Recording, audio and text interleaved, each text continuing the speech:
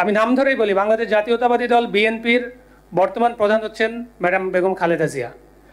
তো তারেক রহমানের ছবি বিএনপির কোনো প্রার্থী যদি ব্যবহার করে, আপনাকে প্রথমেই তার উপরে এই বিধিমালা প্রয়োগ করতে হবে, এবং সেটা প্রয়োগ করে আপনার সক্ষমতা প্রমাণ করতে হবে যে নির্বাচনী বিধিমালা স্পষ্ট করে বলা আছে শুধুমাত্র দলীয় প্রধানের ছবি ব্যবহার করা যাবে। সেই দলীয় প্রধান হিসেবে যদি খালেদা জিয়ার পাশে তারেক রহমান বা শহীদ প্রেসিডেন্ট জিয়াউর রহমানের ছবি কেউ ব্যবহার করে, তাহলে তার উপরে আপনাকে এটা প্রয়োগ করতে হবে। আমরা তখন এই কমিশনের সক্ষমতাটা দেখতে পাবো। একটা দলীয় প্রতীক মানে কিন্তু ওই দলের নামের সাথে তার একটা সিম্বলের মাধ্যমে ওই দলটাকে বোঝানো হয়ে থাকে। ফলত দলীয় প্রতীক মানে একটি দলের রিপ্রেজেন্টেশন দিয়ে থাকে। আমরা আপনাদের কাছে আবেদন জানাবো, আপনারা যে সিদ্ধান্তটা নিয়েছেন সেই সিদ্ধান্তটা কোনো বড় দলের কাছে আপনারা নথি স্বীকার করবেন না। এটা একটা যুগান্তকারী সিদ্ধান্ত, এই সিদ্ধান্ততে আপনারা অটুট থাকবেন। অর্থাৎ আমরা জানাচ্ছি প্রত্যেকটি দল নিজস্ব প্রতীকে যাতে নির্বাচন করে সেই বিষয়ে আপনাদের অটুট থাকার জন্য আমরা আপনাদেরকে আহ্বান জানাচ্ছি। আমাদের আজকে দুটা বিষয় নিয়ে আমরা কথা বলবো, একটি হলো নির্বাচনী নীতিমালার বিষয়ে, আরেকটি হলো আমাদের প্রবাসী যারা ভোটার রয়েছে তাদের বিষয়ে আমরা আজকে কিছু প্রস্তাবনা দিব। আমাদের নীতিমালা বিষয়গুলোর জন্য বিধি যেগুলো রয়েছে সেগুলো নিয়ে কথা বলবেন আমাদের দলের যুগ্ম সদস্য সচিব জহিরুল ইসলাম মুসা, উনি আপনাদের সামনে এই মুহূর্তে উপস্থাপন করবেন। ধন্যবাদ। আসসালামু আলাইকুম। নির্বাচন কমিশন যে বিধিমালাটা প্রণয়ন করেছে, আমাদের কাছে এটা ওভারঅল এটা পড়ার পরে মনে হয়েছে যে বাংলাদেশের মাটি মানুষ বা এখানকার যে সংস্কৃতি, নির্বাচনী যে সংস্কৃতি, নির্বাচনের যে উৎসবের আমেজ, সেগুলোর ব্যাপারে নির্বাচন কমিশনের অ্যাটলিস্ট যারা এই বিধিমালাটা প্রণয়ন করেছেন তাদের কোনো সংযোগ নাই। একেবারে সরাসরি আমি বলে দিচ্ছি, কারণ নির্বাচনী আমেজ বলতে আমরা যেগুলো বুঝি, নির্বাচনী আমেজ বলতে আমরা পোস্টারিং বুঝি, আমরা মাইকিং বুঝি, আমরা জনসভা বুঝি, আমরা জনগণের সাথে সম্পৃক্ততাকে বুঝি। কিন্তু এখানে এমন একটা অন্যায্য আইনের বিধান প্রণয়ন করা হয়েছে যেটা বাস্তবায়ন করার কোনো মেকানিজম এবং কোনো সক্ষমতা এইটা নির্বাচন কমিশনের নাই, একেবারেই নাই। আমি ধরে ধরে দেখাচ্ছি যে কিভাবে এই আইনটি একটি নিপীড়নমূলক আইন হিসেবে দাঁড়াবে যদি আপনি নির্দিষ্ট কারো বিরুদ্ধে ব্যবহার করতে চান। আবার একই আইন আপনি যাকে শক্তিশালী মনে করবেন তার বিরুদ্ধে ব্যবহার করার কোনো সক্ষমতা আপনার নাই, সেটা এড়ানোরও আপনার ক্ষমতা নেই। আমি ধরে ধরে দেখাচ্ছি যে শুরুতেই আমি বাস্তবায়ন মেকানিজমে আসি। আপনারা মেকানিজমের মধ্যে বলেছেন যে এই বিধিমালা কোথাও লঙ্ঘন হলে একটা তদন্ত কমিটি থাকবে, তার কাছে কোনো সংক্ষুব্ধ ব্যক্তি বা রাজনৈতিক দল সেখানে অভিযোগ জমা দিতে পারবে। এইটা দেখবেন যে 26-এর মধ্যে আছে। তো আপনার যে সংজ্ঞায়ন যে ক্লজ, সেখানে কিন্তু তদন্ত কমিটির কোনো সংজ্ঞায়ন করা নাই, যে অর্থাৎ এই তদন্তটা কারা করবে। এই তদন্ত কি আপনার যে কর্মকর্তারা আছে, আপনার যে রুট লেভেল পর্যন্ত যে অফিসগুলো আছে তারা করবে, নাকি আপনি আবার ওই প্রশাসনের যাদের উপরে নির্ভর করে আপনি নির্বাচনটা উঠিয়ে আনতে চাচ্ছেন তাদের উপরে নির্ভর করবেন? এটি কিন্তু এখানে আপনি স্পষ্ট করেন নাই।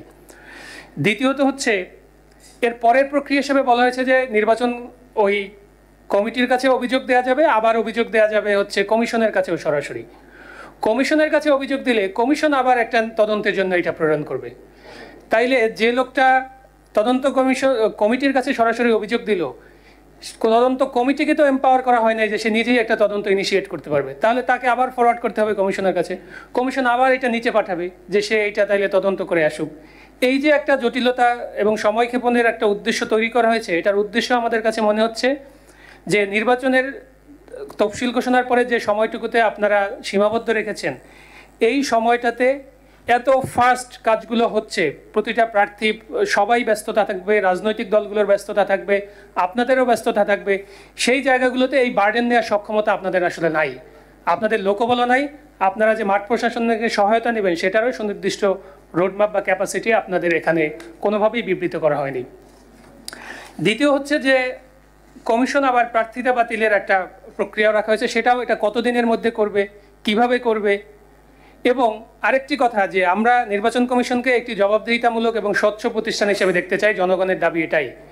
কিন্তু আপনার কোনো কর্মকর্তা যদি এই বিধিমালা লঙ্ঘনের ফলে আমরা যদি অভিযোগ জানাই, কোনো একটা দল সংক্ষুব্ধ ব্যক্তি যদি অভিযোগ জানায়, সে যদি ব্যবস্থা গ্রহণ না করে, তার বিরুদ্ধে আমাদের কি করণীয়, আমাদের কোনো রেমেডি আছে কিনা, সেটার কোনো এখানে কিন্তু সুনির্দিষ্ট কোনো প্রস্তাবনা আপনাদের জন্য নাই। তো আমি একটা অভিযোগ দায়ের করলাম, কিন্তু আপনার অফিসার, আপনার তদন্ত কমিটি সেটা আমলে নিল না, সেটা করলো না। আমি তার বিরুদ্ধে ব্যক্তিগতভাবে আবার উপরে যেতে পারবো কিনা সেটিরও একটি মেকানিজম এখানে থাকা দরকার। এরপরে আমি যেটা আসছি যে বাংলাদেশের ঐতিহ্যগতভাবে আপনারা এই বিধিমালার মাধ্যমে বাংলাদেশের যে ঐতিহ্য, নির্বাচনী ঐতিহ্য, সেটিকে আপনারা অস্বীকার করার চেষ্টা করেছেন। আপনারা ডেফিনেটলি একটা এনভায়রনমেন্ট ফ্রেন্ডলি, পরিবেশগতভাবে চমৎকার একটি বিধিমালা প্রণয়ন করার চেষ্টা করেছেন, কিন্তু বাংলাদেশের যে অবকাঠামোগত সুবিধা সেগুলো আপনারা অস্বীকার করেছেন। আপনারা ফেস্টুন এবং ব্যানারের ক্ষেত্রে স্পষ্ট করে বলেছেন কাপড় এবং চটের তৈরি ফেস্টুন এবং ব্যানার হতে হবে, এবং পোস্টারিংকে সব জায়গায় নিষিদ্ধ করে দিয়েছেন। কিন্তু আমাদের দেশে কয়টা প্রতিষ্ঠান আছে যেখানে এই চটের উপরে তারা প্রিন্ট দিতে পারে? সেটা আমার সেই প্রত্যন্ত এলাকায় বরগুনা পটুয়াখালীতে এটা অ্যাভেলেবল আছে কিনা? অর্থাৎ এটার মাধ্যমে কাঠামোগতভাবে আপনি অল্প কিছু ব্যক্তিকে বা অল্প কিছু রাজনৈতিক দলকে, যাদের দীর্ঘ একটা এস্টাবলিশমেন্ট রয়েছে, তাদেরকে সুবিধা দিতে চাচ্ছেন। আপনি যদি দেখেন এটা একটু মনোযোগ দিয়ে, যে এই প্রেসগুলো কারা কন্ট্রোল করে, প্রেসগুলোর মালিকানা কাদের হাতে, দেখবেন যে কোনো না কোনোভাবে তারা একটা শক্তিশালী রাজনৈতিক দলের সাথে কোনো না কোনো সম্পর্ক অনেক সময় আমরা দেখতে পাই। তো এখন আপনি শুধু রাজনৈতিক দলের কথা চিন্তা করলে হবে না, এখানে আপনার প্রচুর প্রার্থী থাকবে, স্বতন্ত্র প্রার্থী, যাদের কোনো রাজনৈতিক দল থাকবে না। এবং মানুষকে আপনার সেই অপশনটাও দিতে হবে যে কোনো রাজনৈতিক দলকেও যদি কোনো মানুষ পছন্দ না করে, তারা স্বতন্ত্র প্রার্থীকেও ভোট দিতে পারবে। তো একটা স্বতন্ত্র প্রার্থী সে কিভাবে সেই প্রত্যন্ত অঞ্চল থেকে ঢাকায় এসে আপনি যে টাইমলাইনটা দিবেন খুবই অল্প সময়, সেই সময়ের ভিতরে সে পোস্টার আপনার এই নীতিমালা অনুযায়ী চটের ব্যাগে বা কাপড়ের উপরে সে প্রিন্ট করে নিয়ে গিয়ে সে এটা তার এলাকায় স্থাপন করতে পারবে, প্রচারণা চালাতে পারবে। এটি একটি খুবই অমূলক একটি চিন্তা আপনারা এখানে করেছেন, এবং কাঠামোগতভাবে যারা পুরনো এস্টাবলিশমেন্ট আছে তাদেরকে সুবিধা দেওয়ার একটা চেষ্টা করেছেন। আরেকটি হচ্ছে আপনাদের সক্ষমতা নিয়ে আমরা যেভাবে প্রশ্ন করছি, আমরা সুনির্দিষ্টভাবে আপনাদেরকেও জানাচ্ছি, এবং যেহেতু আপনারা এটা লাইভ টেলিকাস্টের ব্যবস্থা করেছেন, আমরা জাতির উদ্দেশ্যেও এটা জানাচ্ছি। আপনাদের রিয়েল টেস্টটা হবে, প্রথম যে টেস্টটা আমরা দেখতে পাচ্ছি যে আপনাদের আইনেরই 7-এর চ ধারা অনুযায়ী, 7-এর চ ধারায় আপনারা স্পষ্ট করে বলেছেন যে যখন কোনো ব্যক্তি রাজনৈতিক দলের মাধ্যমে নির্বাচন করবেন প্রার্থী, তার দলের বর্তমান প্রধানের ছবি ছাড়া সে অন্য কোনো ছবি ব্যবহার করতে পারবে না, অন্য কারো পুরনো তাদের প্রধান অথবা অন্য কোনো নেতার ছবি ব্যবহার করতে পারবে না। এবং আপনারা একটা পোর্ট্রেট ছবির একটা নীতিমালা এখানে দিয়েছেন, এটা আমরা স্বাগত জানাচ্ছি। কিন্তু আপনাদের প্রথম টেস্টটা শুরু হবে যে, আমি নাম ধরেই বলি, বাংলাদেশ জাতীয়তাবাদী দল বিএনপির বর্তমান প্রধান হচ্ছেন ম্যাডাম বেগম খালেদা জিয়া। তো তারেক রহমানের ছবি বিএনপির কোনো প্রার্থী যদি ব্যবহার করে, আপনাকে প্রথমেই তার উপরে এই বিধিমালা প্রয়োগ করতে হবে, এবং সেটা প্রয়োগ করে আপনার সক্ষমতা প্রমাণ করতে হবে যে নির্বাচনী বিধিমালা স্পষ্ট করে বলা আছে শুধুমাত্র দলীয় প্রধানের ছবি ব্যবহার করা যাবে। সেই দলীয় প্রধান হিসাবে যদি খালেদা জিয়ার পাশে তারেক রহমান বা শহীদ প্রেসিডেন্ট জিয়াউর রহমানের ছবি কেউ ব্যবহার করে, তাহলে তার উপরে আপনাকে এটা প্রয়োগ করতে হবে। আমরা তখন এই কমিশনের সক্ষমতাটা দেখতে পাবো, তাদের আন্তরিকতাটাও আমরা দেখতে পাবো যে তারা কতটুকু আন্তরিকতা নিয়ে এই আইনটা তৈরি করেছেন এবং এটা প্রয়োগ করার জন্য তারা কতটুকু প্রতিজ্ঞাবদ্ধ আছেন। এরপরে হচ্ছে যে আপনারা বিলবোর্ডের একটি ব্যবস্থা করেছেন যে বিলবোর্ডের মাধ্যমে প্রচারণা করা যাবে, কিন্তু বিলবোর্ডেও আপনাদের এই আইনের ওভারঅল কাঠামো পড়লে আমরা যেটা বুঝি যে বিলবোর্ডেও চট বা এনভায়রনমেন্ট ফ্রেন্ডলি কোনো একটা উপাদান দিয়ে, কাপড় দিয়ে সেটা হচ্ছে বিলবোর্ডটা স্থাপন করতে হবে। এটা আসলে প্র্যাকটিক্যাল কোনো কথা না। একটা বিলবোর্ডের সাইজ আপনারা নির্ধারণ করে দিয়েছেন, কিন্তু বিলবোর্ডটা যে জায়গায় স্থাপন করা হয় সেখানে প্রচুর বাতাস থাকে, সেখানে আপনি শুধুমাত্র কাপড় দিয়ে এটা স্থাপন করাটা এটা কোনো একটা প্রস্তাবিত কোনো একটা প্র্যাকটিক্যাল কথা না। দ্বিতীয় হচ্ছে আপনারা নির্বাচনে যে ব্যয়সীমা সেটি আপনারা নির্দিষ্ট করে দিয়েছেন যে ভোটার প্রতি 10 টাকা অথবা 50 লক্ষ টাকা সর্বোচ্চ। তো না, এটা তো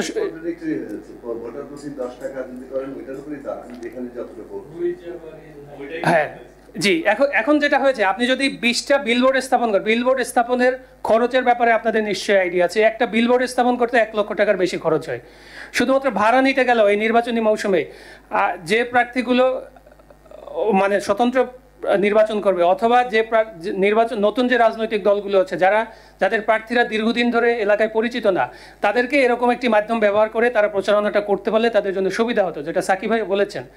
কিন্তু এই অন্যায্য একটা প্রতিযোগিতার মধ্যে আপনারা তাদেরকে হাত পা বেঁধে ফেলে দিচ্ছেন, এবং আপনারা যদি স্ট্রিক্টলি এই ধারাটা ফলো করতে না পারেন নির্বাচনী ব্যয়ের ব্যাপারে, তাহলে তো এটা পুরোটাই একটা প্রশ্নবিদ্ধ হয়ে যাবে যে 20টা বিলবোর্ডও যদি স্থাপন করে সেখানেই আপনার যে পুরো খরচ আপনি যেটা ধরেছেন তার পুরো নির্বাচনী ব্যয়, সেই নির্বাচনী ব্যয় খরচ হয়ে যাওয়ার কথা। কিন্তু এইগুলো আপনারা কিভাবে মেকানিজমটা ডেভেলপ করবেন এটি কিন্তু কোথাও স্পষ্ট করেন নাই।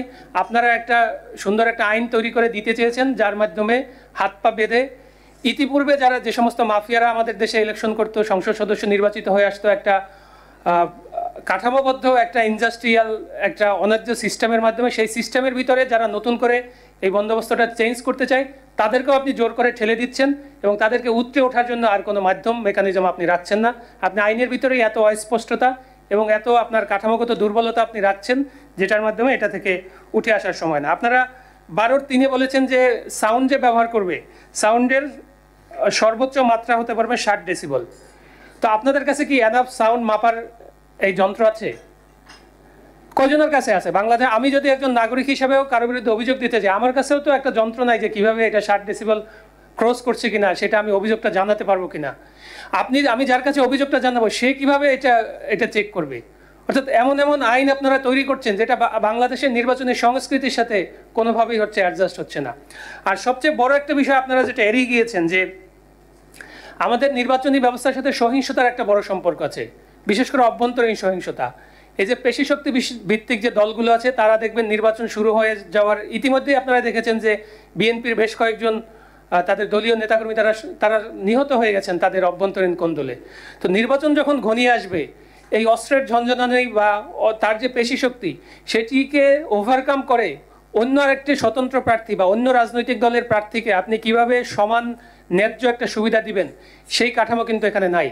সহিংসতায় আপনি এখানে ক্লজ অ্যাড করতে পারতেন, এখনও যদি আপনি অ্যাড করেন এটা সুযোগ আছে যে কোনো দলের অভ্যন্তরীণ সহিংসতায় যদি কোনো স্থানে কেউ নিহত হয়, আহত হয়, তাহলে তার প্রার্থিতা বাতিল করা হবে। আপনি এইটা ইম্পোজ করার চেষ্টা করেন, আপনার অনেক অন্যান্য প্রবলেম সলভ হয়ে যাওয়ার সম্ভাবনা এখান থেকে তৈরি হবে। অর্থাৎ আমাদের এই আইনের ব্যাপারে ওভারঅল পর্যবেক্ষণ হচ্ছে যে এমন একটি আইন আপনারা তৈরি করেছেন যে আইনটি আসলে আপনাদের বাস্তবায়ন করার কোনো সক্ষমতাও নাই এবং আপনাদের আসলে সদিচ্ছাও নাই। একটা নতুন আইন, ডেভেলপড আইন আপনাদের করা দরকার, সেটার জন্য করেছেন। আরেকটি বিষয় আমরা স্পষ্ট বলছি যে ধারা 24-এ আপনারা যেটা উল্লেখ করেছেন এটাকে আমরা সাধুবাদ জানাচ্ছি এবং আমাদের বক্তব্য হচ্ছে ধারা 24 এবং 25 এটিকে আপনাদের ম্যান্ডেটরি করে দিতে হবে।